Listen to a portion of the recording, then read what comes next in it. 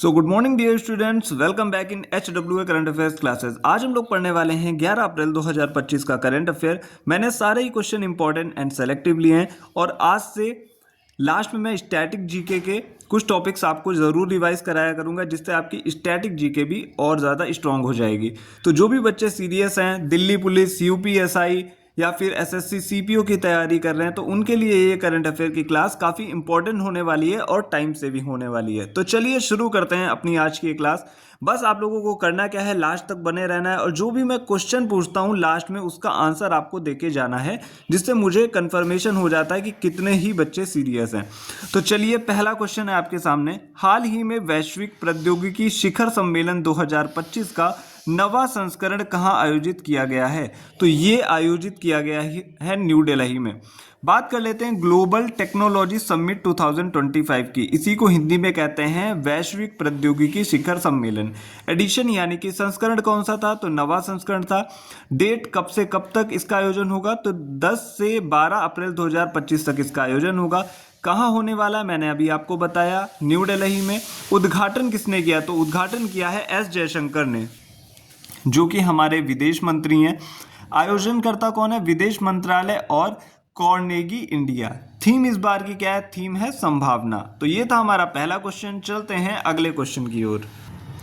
तो अब हम बात करने वाले हैं क्वेश्चन नंबर सेकंड की। क्वेश्चन नंबर सेकंड क्या है? हाल ही में राष्ट्रीय समुद्र वरुण पुरस्कार से किसे सम्मानित किया गया है? तो ये पुरस्कार मिला है राजेश उन्नी को।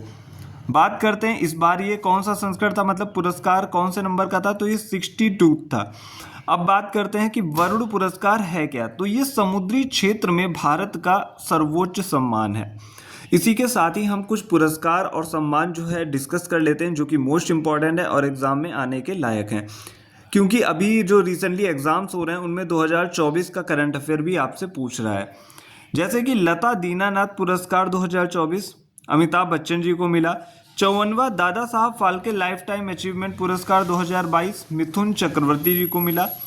आर्यभट्ट पुरस्कार पावुलीरी सुब्बाराव जी को दिया गया। एबेल पुरस्कार 2025 किसको मिला? अभी हाल ही में मैं आपको एक क्वेश्चन भी पढ़ा चुका हूँ, मसाकी काशीवारा को मिला।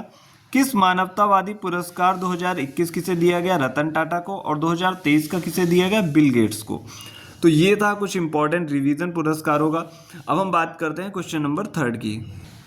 तो क्वेश्चन नंबर थर्ड आपके सामने है। हाल ही में जारी पंचायत उन्नति सूचकांक 2022-23 में फ्रंट रनर ए श्रेणी में शीर्ष स्थान किसे मिला है? तो ये मिला है गुजरात को। बात करते हैं पंचायत उन्नति सूचकांक 2022-23 की। ये पहली बार जारी किया गया।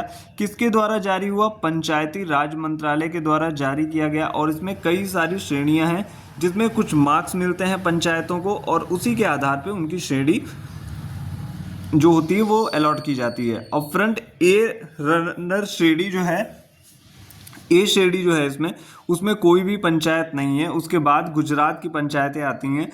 और बात करते हैं इसमें आंकड़ों की, तो इसमें 2022-23 के आंकड़े हैं। अब हम बात करने वाले हैं क्वेश्चन नंबर फोर्थ की। क्वेश्चन नंबर फोर्थ क्या है? तो क्वेश्चन नंबर फोर्थ क्या है? हाल ही में तीसरी बिम्स्टेक कृषि मंत्री स्तरीय बैठक 2025 कहाँ आयोजित की गई? तो ये काठमांडू नेपाल में अभी इसका आयोजन हुआ है। चलते हैं अगले क्वेश्चन पे, क्वेश्चन नंबर फिफ्थ पे।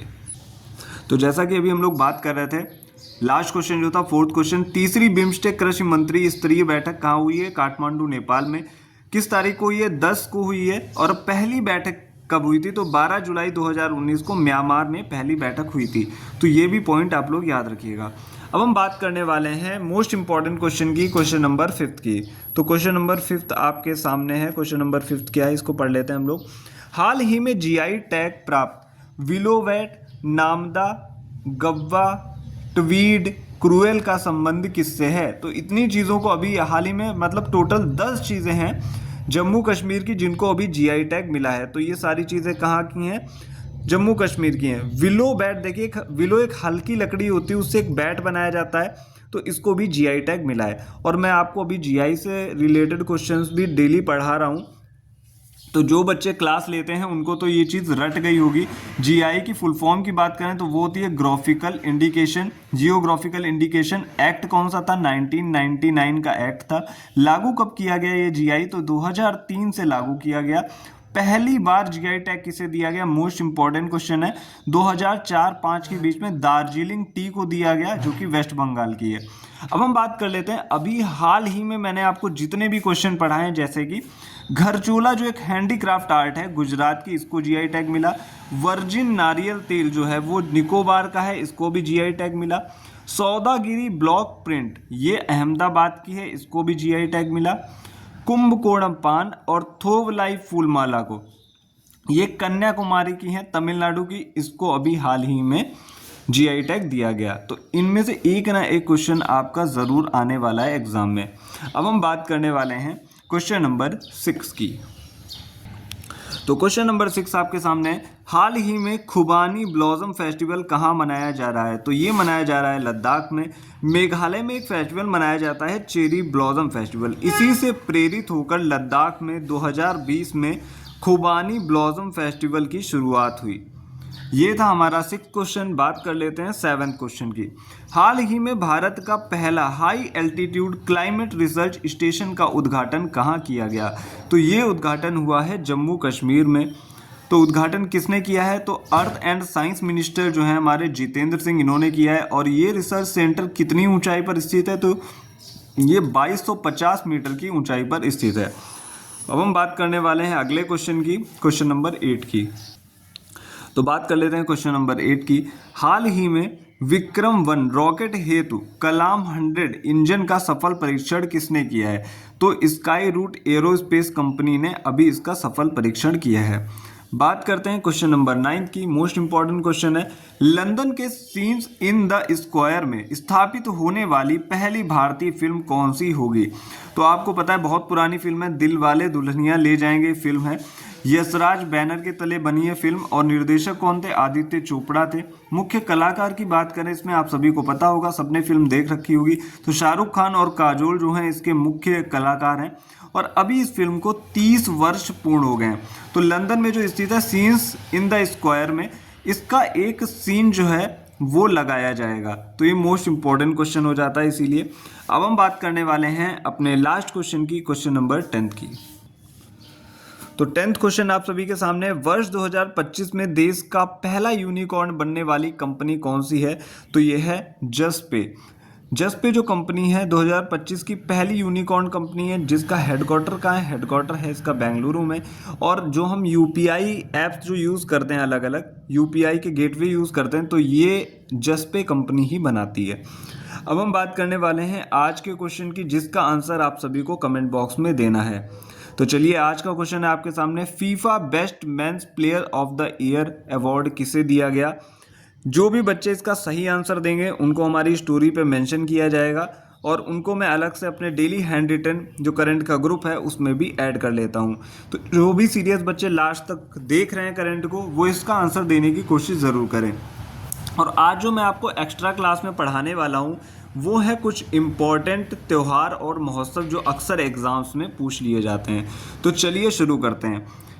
पहला है सोनम लोसर त्यौहार। ये देखिए नेपाल और सिक्किम दोनों जगह मनाया जाता है, बट ऑप्शन में कोई भी एक होगा, दोनों ऑप्शन में कभी नहीं आएंगे, तो आपको एक को टिक कर देना है। नेपाल नहीं मिलता है तो सिक्किम को आप टिक करेंगे, अगर सिक्किम नहीं है तो नेपाल को आप टिक करेंगे। लोसर फेस्टिवल, बहुत से बच्चे देखिए लोसार और लोसर में कंफ्यूज हो जाते हैं। ये है लोसार, ये है लोसर। लोसर महोत्सव मनाया जाता है लद्दाख में। सूरज कुंड मेले की बात करें, इस बार जो है ये अभी मैंने आपको पढ़ाया था, ये 38वें नंबर का था। कहाँ मनाया जाता है? ये फरीदाबाद में मनाया जाता है। बात करते हैं झूमुर नृत्य महोत्सव की, तो ये झूमुर नृत्य महोत्सव जो है ये असम में मनाया जाता है।